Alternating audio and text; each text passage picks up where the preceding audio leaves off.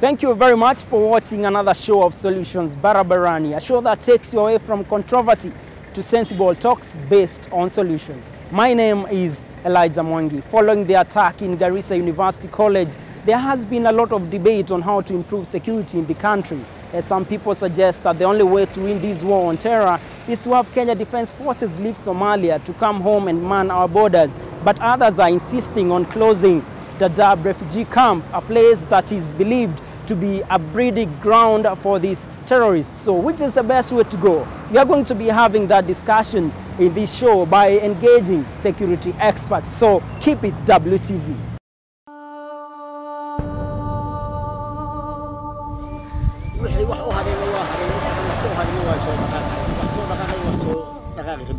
After Garissa University College horrific attack, Kenya's Under-Fire administration seems to have found a scapegoat. It has told the United Nations to shut down the world's largest refugee camp and resettle its inhabitants within 3 months, describing it as a breeding ground for terrorists. Na kama hawatahamisha kwa miezi mitatu, sisi wenyewe tutachukua lori na mabasi, hawa watu tutawapeleka kwao. Yes, we have been running an emergency operation for 21 years. Where in the world will you continue having a permanent emergency for 20 years? It's about time we want to call the refugees from Somalia to just open their eyes, open their ears, and see that Somalia is no longer the way it was 20 years ago. There's a new beginning in Somalia. What many Kenyans are not told is that Dadaab won't disappear quite so easily. In 2013, the government of Kenya and Somalia signed a tripartite agreement facilitating the repatriation of refugees at the complex. The international humanitarian organization CARE is UNHCR's lead implementing partner responsible for managing the camp. The camp covers a total area of 50 square kilometers and is located approximately 100 kilometers from Kenya-Somalia border. Dadaab is no ordinary refugee camp. A quarter of a century old, it's the world's largest refugee camp, home to more than 600,000 mostly Somali refugees who have fled famine, violence and persecution in their home countries. The statements by political leaders in regards to closure of Dadaab refugee camp simply means that Kenya will prioritize internal security over human rights and liberties. It certainly suggests Kenya will disregard its obligations and international law to house and protect refugees. The main sources of refugee law are treaty law, notably the 1951 Convention relating to the status of refugees, and customary international law. It's important to note that customary international law applies to all states irrespective of whether they are party to relevant treaties or not. Kenya's obligation to host refugees therefore exists under Article 33 of the 1951 Refugee Convention, not to return a refugee to a country where he or she would be at risk of persecution. The article reads, and I quote, "No contracting state shall expel or return refugee in any manner whatsoever to the frontiers or territories where his life or freedom would be threatened on account of his race, religion, nationality, membership of a particular social group, or political opinion." This is known as the principle of non-refoulement, which is considered part of the customary international law and therefore binding on all states. The principle is also incorporated in several international human rights treaties, for example the 1984 Convention Against Torture, which prohibits the forcible removal of persons to a country where there is risk of torture. Intervening before anything happens. I mean, is it so difficult for us if there are terrorists in Dadaab? Is that Dadaab so big that we cannot flush out those terrorists? Really, I don't believe it, because if we cannot control a small camp called Dadaab, then are we saying that we are too overwhelmed? Even the whole country, Kenya, is too big for us. So let's avoid this attitude, this mindset, that anytime there's a problem, we must overreact. Closing Dadaab is easier said than done. The camp size and its longevity mean that it can't simply be packed up or shipped off. If it was easy, Kenya would have done it already. In November 2013, following the Westgate attack, Kenya's then Interior Minister Joseph Olelenku called for Dadaab to be closed immediately. That was never meant to be. Fighting talk, but talk was as far as it got. UNHCR has urged Kenya to rethink its plan, warning that it's illegal under the 1951 UN Refugee Convention to force refugees back to the areas where their lives are threatened.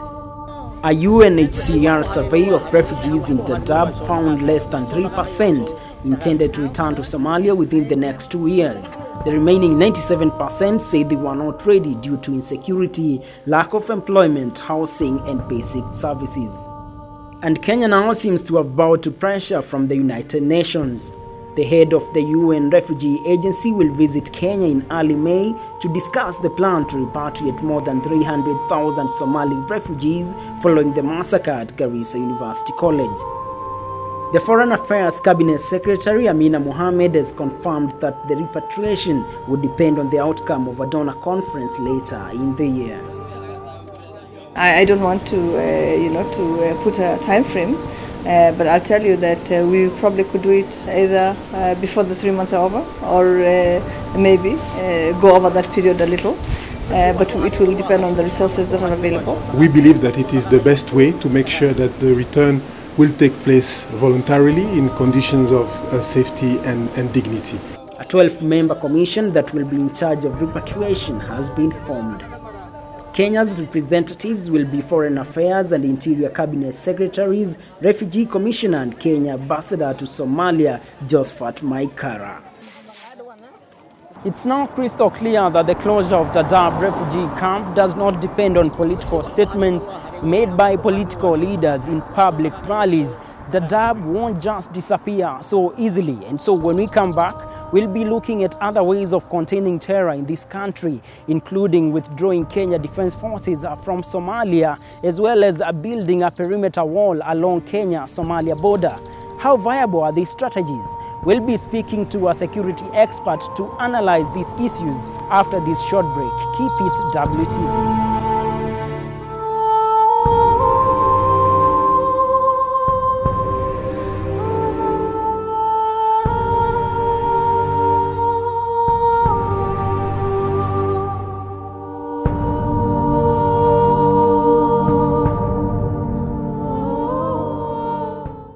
So Kenyans have a right to know for how long are our troops going to remain in Somalia.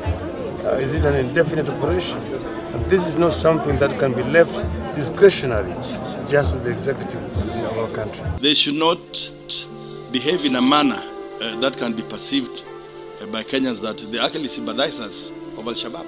Because when they say, they speak the same language, Al-Shabaab are saying KDF should pull out of Somalia. Al-Shabaab are saying the same thing. I mean, really, we must draw the lines between what's happening, or what the core leadership is saying, and what Al-Shabaab are saying. We see coffins coming back, and Kenyans are saying why.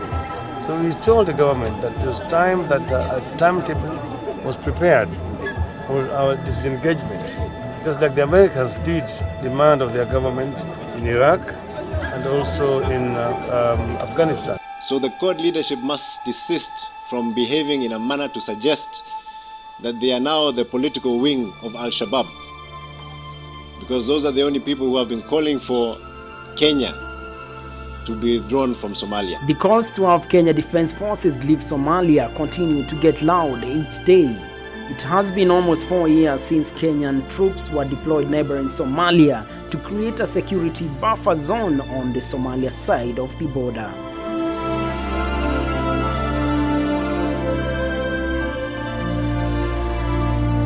The main aim at that time was to reduce growing insecurity in Kenya, which affected the country's economy, especially the tourism industry.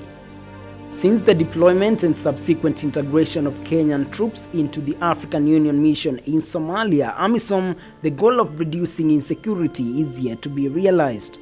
Instead, insecurity that is attributed to the very presence of Kenyan troops in Somalia has continued to rise, begging the question, would withdrawing Kenya Defense Forces from Somalia see an end to sporadic attacks in the country? moving out of Somalia is not adequate given that there are also now splinter groups which are in Kenya, which are already working here. So are we going to run away from our country? Definitely no.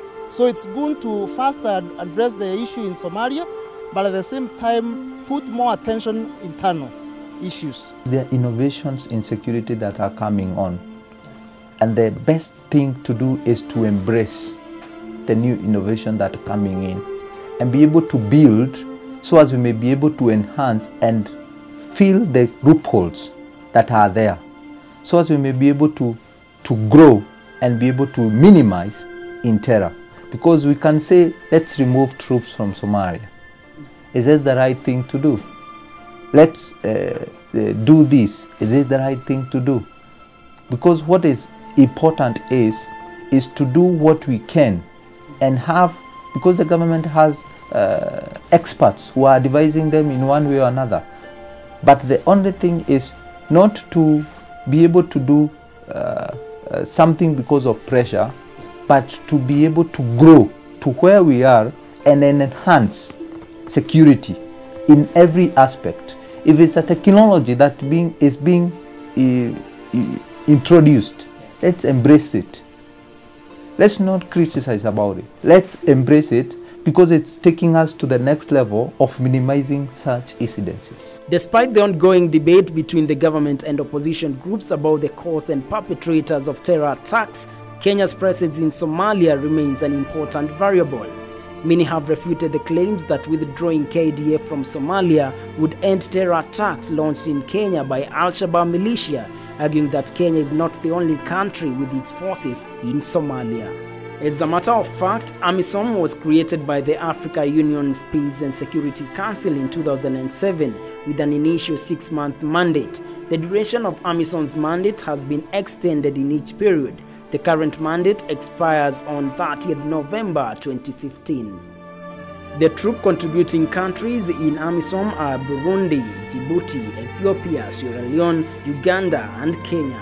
Why is Kenya the only target amongst these countries, one may ask? Obviously, one of the most strategic when it comes to terrorism defense in this region. And you see it's a very close ally to some of the countries that have been fighting terrorists, like United States of America, fight Israel, and so on. And secondly, Kenya is considered the country that directly attacked, or rather went to Somalia, and they were very successful. And the interests of the Al-Shabaab is not only Kenya. By attacking Kenya, they are also attacking the international community. They know to attack Kenya, you are attacking America, you are attacking Israel, you are attacking Britain, Canada, and many others that are interested in fighting terrorism. So it's an extension, and Kenya is the most strategic to attack because they are giving it a prominence that they can attack anywhere in the world. When there was a change of guard in the Kenya Police Service, many Kenyans were optimistic that there would be a drastic change in police operations. Barely 4 months after being nominated as the Inspector General of Police, Joseph Boynet went through what many have regarded as baptism by fire during Garissa University College terror attack. The attack left many wondering whether the transition in police force was a shift from little to nothing. Okay, it will not be very easy for people to accept change. There has been a lot of change. You remember there was a previous police commissioner, inspector, who has gone. People also said there were many struggles related to the same, and even currently. Boynet is just settling down in this particular position. And it is obvious that our police system is underway for reforms. You do not expect that these reforms have taken place immediately. And part of the reform is also of change of attitude. Anybody can take a position right from the low to the highest. I think that tradition that somebody must be picked just because they have been in service for a long time is no longer possible to accept at this time. We are looking for capability, and we are looking also for a person who can be able to lead the force. And this is not only in Kenya, it has happened even in the US. They have appointed people who are not necessarily who have been on the top, because we are looking for competence also. To address insecurity, the Kenyan government has resolved to build a perimeter wall along the Kenya-Somalia border to prevent the entry of terrorists and other illegal immigrants into the country. The border is also seen as an entry point for illegal weapons and drugs in the country. Although critics have dismissed the project as unfeasible, Kenya has begun preparatory work for the construction of a wall along the border with Somalia.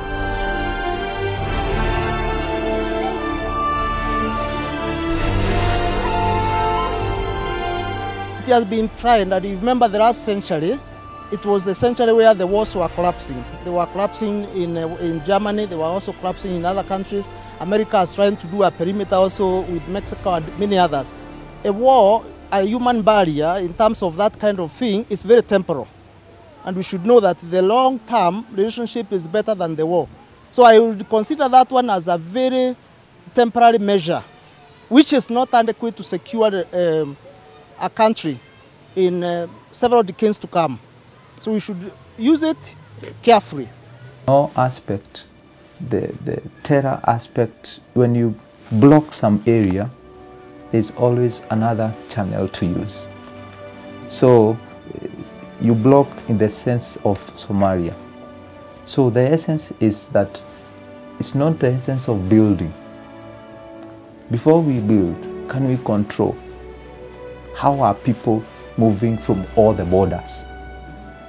Which channel can we be able to use to be able to scrutinize anyone coming in and coming out from our borders? So as we may know, this is the person who is getting in, this is the person who is getting out. So as when we scrutinize in that aspect, we are able to know that we have gotten this person who is in our country. You travel to any other country, first of all, you go to the embassy and you are known you are going to do ABCD. Such things, if you're able to scrutinize and be able to guard our borders, we can be able to enhance as we go to the next step of building, because that is a multi-trillion project. So we need to, first of all, put some things in line so as we may be able to go to the next step. Following what has been termed as Kenya's second most deadliest attack after the Al-Qaeda attack that killed more than 200 people at the US Embassy in Nairobi in 1998, Kenya Police Chief has issued a list of 85 people and companies, including at least 13 key money transfer companies of suspected links to Somali's Al-Qaeda-linked Al-Shabaab.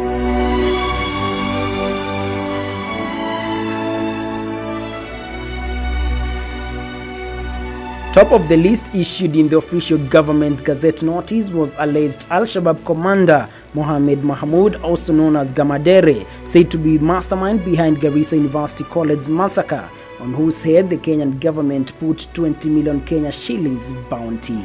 According to security expert, Mbaye is keen to note that though it's important to counter Al-Shabaab militia directly, including by military means, there won't be any lasting solution to the wider region's security problems without a more comprehensive and concerted effort to address the deeper problems of exclusion suffered by the citizens of the countries challenged by Al-Shabaab.